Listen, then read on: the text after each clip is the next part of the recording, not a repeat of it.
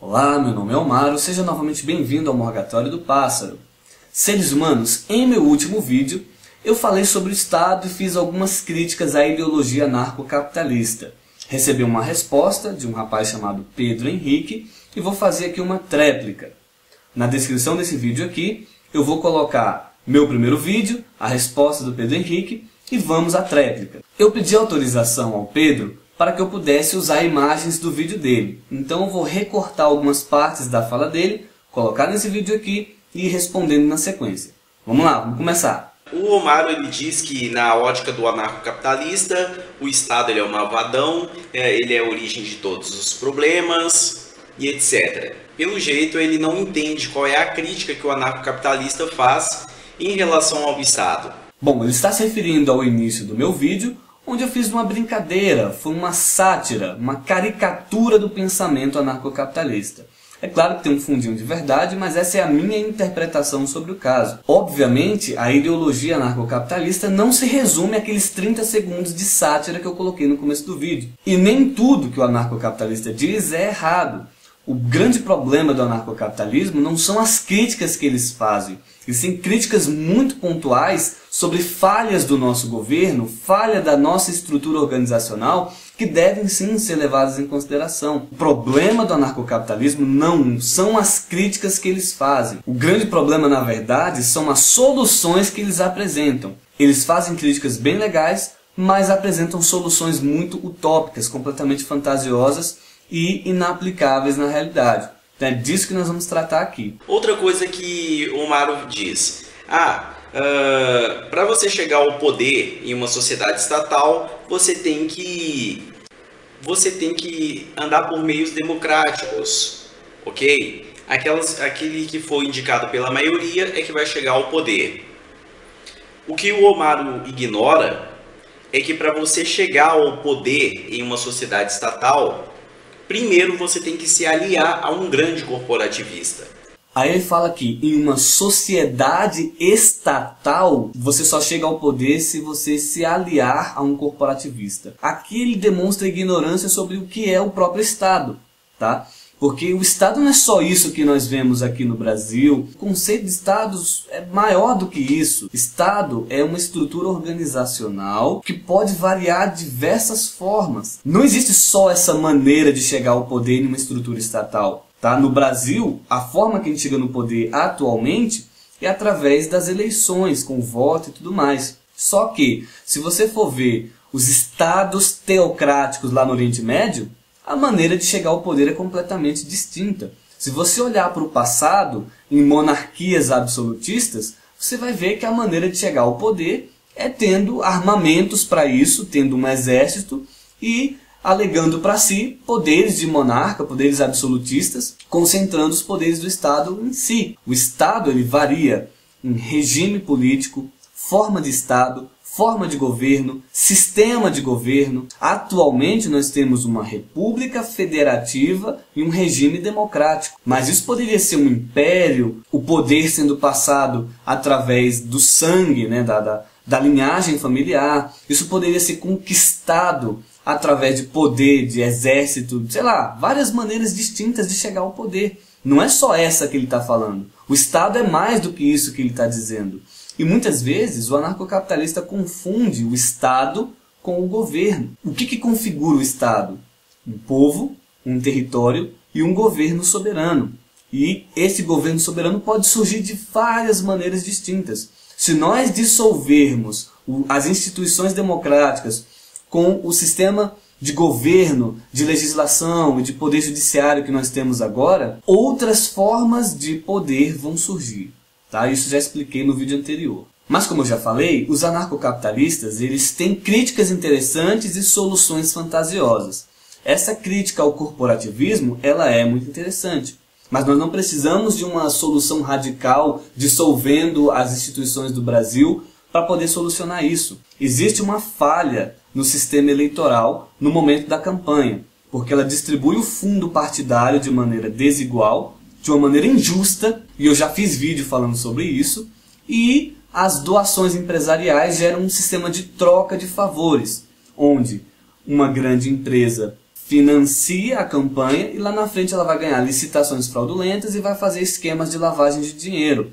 Sim, isso acontece, mas para solucionar isso, basta que nós mudemos as regras do sistema eleitoral. Tá? Não precisa dissolver o Estado para solucionar. Basta que o fundo partidário seja distribuído de maneira equilibrada e que as doações empresariais sejam limitadas a um salário mínimo. Acabou. Aí você não vai ter um... Eu acho que a empresa nem devia doar, tá? Mas como eu não quero ser radical, coloco um teto de um salário mínimo, pessoas físicas, pessoas jurídicas vão doar um salário mínimo.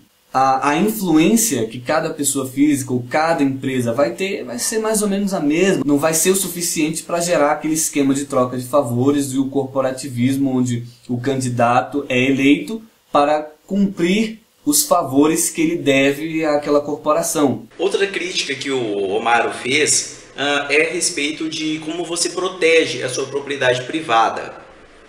Bem, quem assiste aqui o meu canal já viu várias vezes eu falando sobre isso.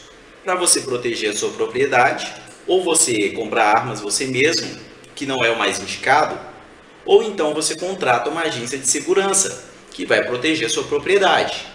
Beleza? Você vai pagar pelo serviço, obviamente, e se a empresa não te fornecer um serviço bom, um serviço adequado, você simplesmente cancela o contrato e vai contratar uma outra agência de segurança. Com isso, as agências de segurança elas vão concorrer entre si, elas vão competir pelo mercado, o que no final das contas vai resultar em serviços melhores e a preços menores. Muito bem, nessa situação imaginativa, hipotética, onde o Estado seja dissolvido, né, onde essas nossas instituições de poder estatal vão ser eliminadas, ele fala que, para proteger a propriedade privada, temos duas alternativas. Fazer isso por conta própria, né, comprar armas e se proteger sozinho, ou contratar uma empresa de segurança privada.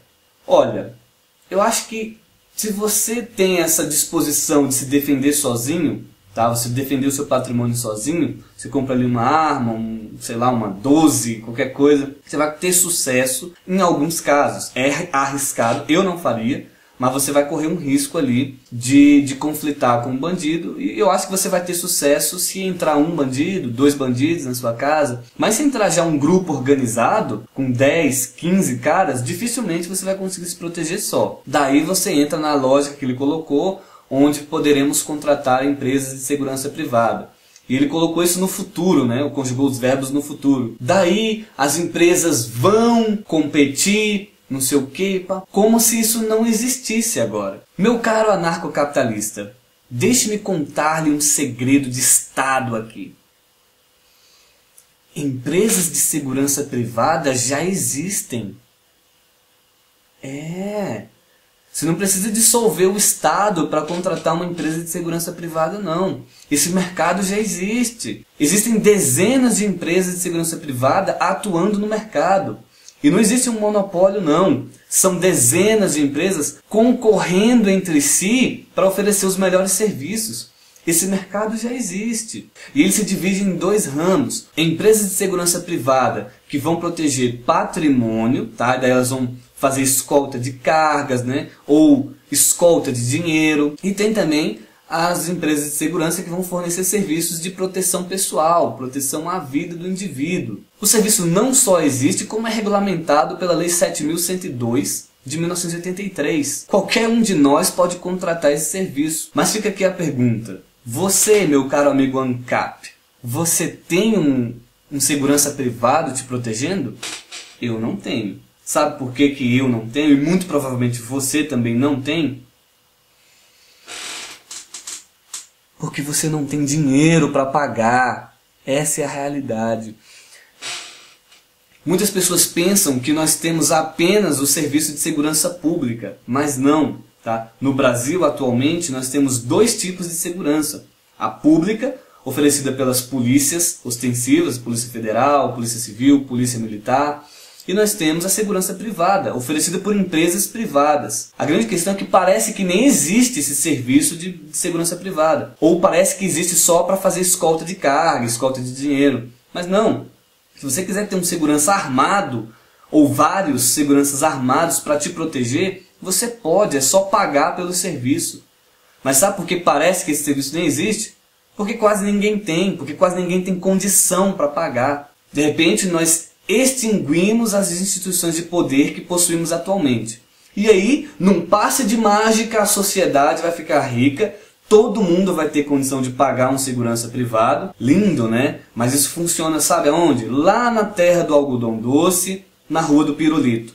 Porque aqui no mundo real, 95% da população não tem condição de pagar uma empresa de segurança privada. É óbvio que a polícia militar é extremamente autoritária e ineficiente, tá? Não existe eficácia no serviço da polícia militar, mas esse serviço existe. O que devemos fazer é melhorá-lo. Você não deve partir desse princípio de extinguir o serviço de polícia ostensiva porque nós vamos nos apegar ao serviço de segurança privada. Você nem precisa destruir o Estado para fazer isso. As empresas já estão aí. Você contrata se quiser. Beleza? Porque, afinal de contas, nem existe concorrência com a polícia. Ou você aceita o serviço do policial, ou então você vai se lascar. Bom, aqui ele demonstra novamente ignorância sobre a organização estatal. Porque ele afirmou categoricamente que não existe concorrência com o serviço prestado pela segurança pública. Mas existe, a segurança privada está aí. Dezenas de empresas oferecendo serviço de segurança privada estão à disposição do mercado, oferecendo seus serviços na lei do mercado, concorrendo entre si. E como eu já disse antes, a maioria de nós não contrata esse serviço simplesmente porque nós não temos dinheiro. Ok, uma outra crítica. E se alguém invadir sua propriedade? Que legitimidade você tem para tirar aquela pessoa de lá? Bem, vamos falar na prática. Se uma pessoa invadir sua propriedade, o que você tem que fazer é acionar a sua agência de segurança para cuidar do caso. Se ele, de repente, quiser oferecer alguma resistência, a agência de segurança vai usar a força contra ele, sim, beleza? E se por acaso este invasor ele tiver uma agência de segurança também, então as duas agências de segurança vão ter que levar o caso para um tribunal. Algumas pessoas vão até dizer, tá, e se as agências de segurança resolverem entrar em conflito entre si, elas resolverem para o conflito armado? Isso já foi refutado em outro vídeo. A agressão é cara, as agências de segurança não vão recorrer para esse assunto. Olha só que circunstância absurda. Número 1. Nem todos vão ter condições de contratar serviço de segurança privada.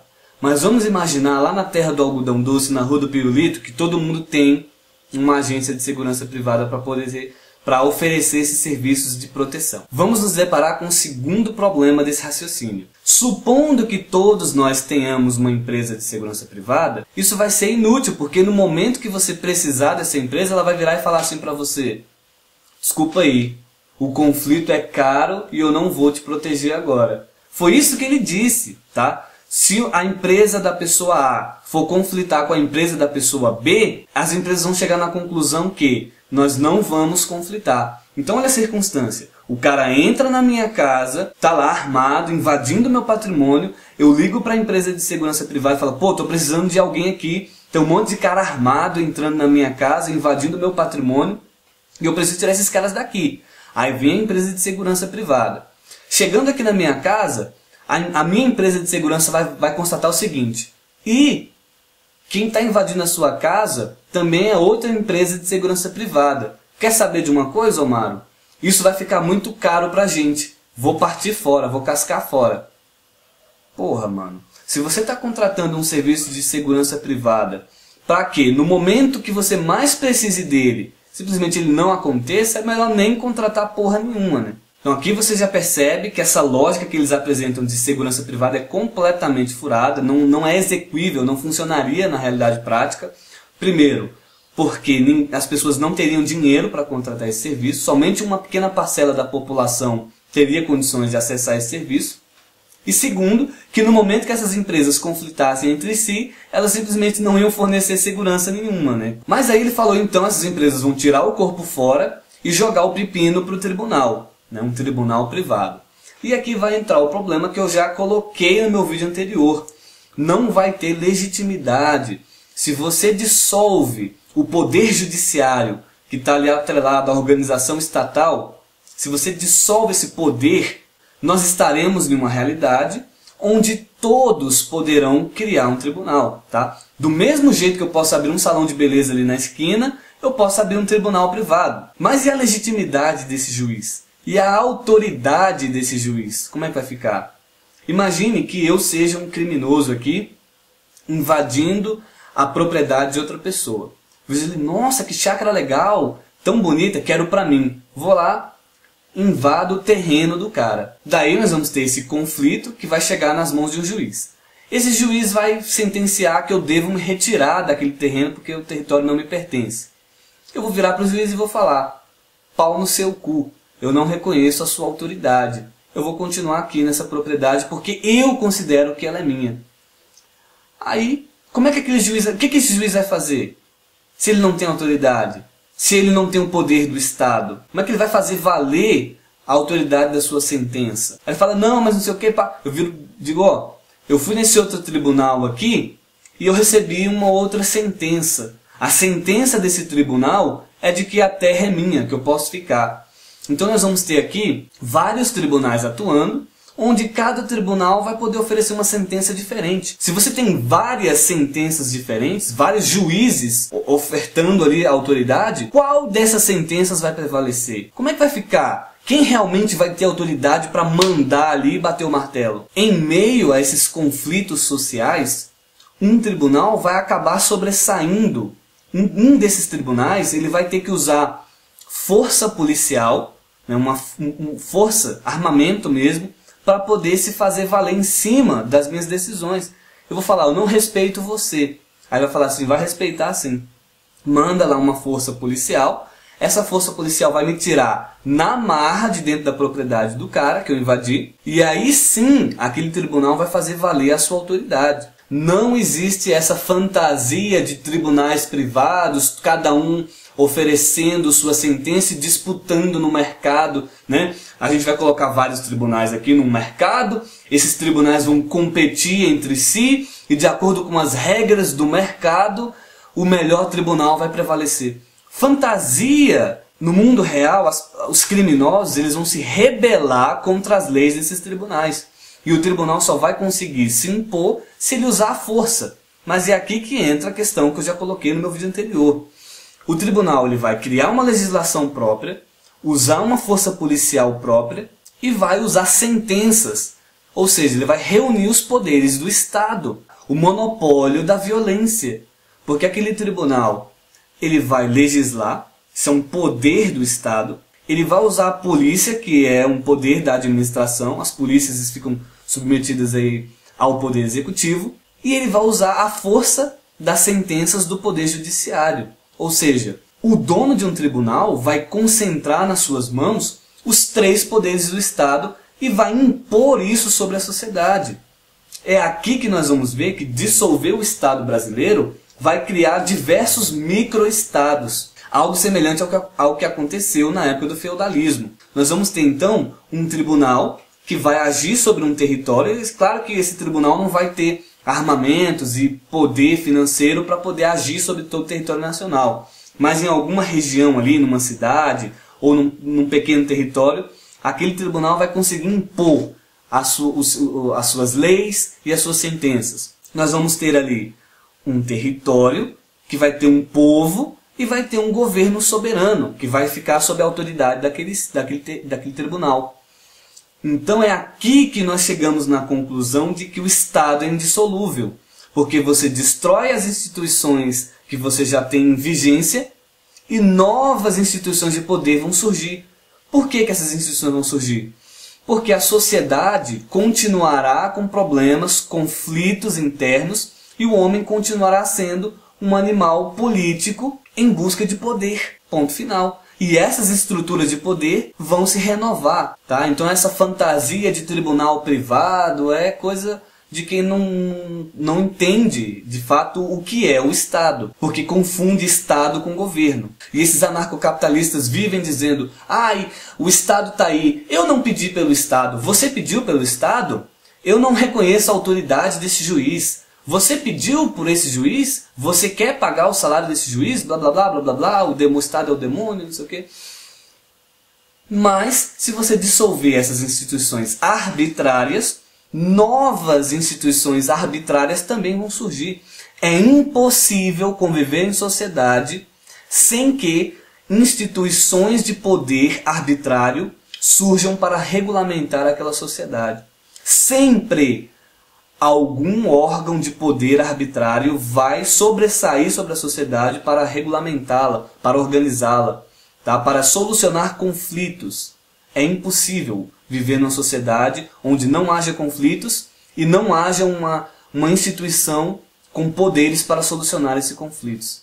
Não adianta. Não tem como fugir disso. Quer ser totalmente livre? Quer viver longe da arbitrariedade de um poder estatal? Vai para o mato viver sozinho, que aí você vai conseguir, beleza? Quanto à questão de registro de propriedade, que é uma questão que as pessoas batem muito, eu já até estava pensando em fazer um vídeo sobre isso, então eu já vou dar um spoiler do que eu vou comentar. Nada impede que surja na sociedade ANCAP cartórios privados ou qualquer outra forma que o mercado criar para você registrar sua propriedade. Bom, aqui ele está dizendo que, na hipótese de dissolução das instituições de poder estatal, né, de dissolvemos o Brasil, nós podemos criar cartórios privados.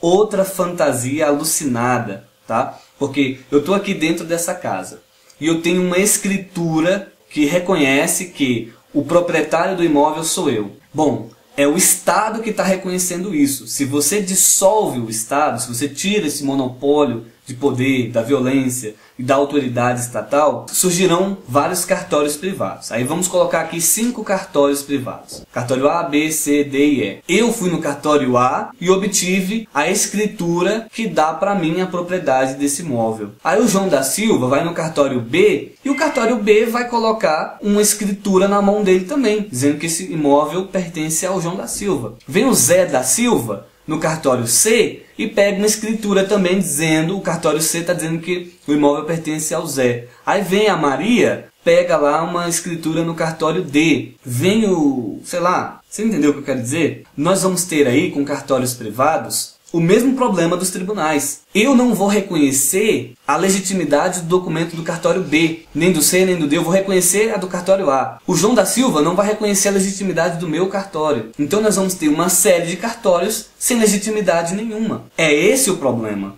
Quando você cria uma sociedade onde todo mundo pode criar leis, não teremos uma lei em vigência. Se você tem uma sociedade onde todas as pessoas podem abrir um cartório para legitimar o documento de uma escritura, nenhuma escritura vai valer. Porque você vai ter 20 escrituras dizendo a mesma coisa, dando a posse daquela propriedade para pessoas distintas. Um desses cartórios vai ter que se fazer valer da imposição do Estado para bater o martelo e falar, cala a boca todos esses outros cartórios aqui, o que vale é a minha decisão, tá? Chamada fé pública.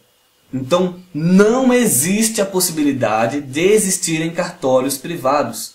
Somente cartório público que vai se fazer valer da fé pública para bater o martelo e definir. Esse imóvel pertence a fulano de tal. Tá? Então é o Estado que garante a existência da propriedade privada. Se você dissolve o Estado, você vai ter uma circunstância onde qualquer um pode alegar para si, com um cartório específico, a propriedade sobre aquele imóvel. Então isso não existe, é fantasia de gente que não está raciocinando direito. Cartórios do Brasil faturam cerca de R$1 bilhão por mês. E são cartórios privados, entendeu? O dinheiro não vai para o Estado, vai para o dono do cartório.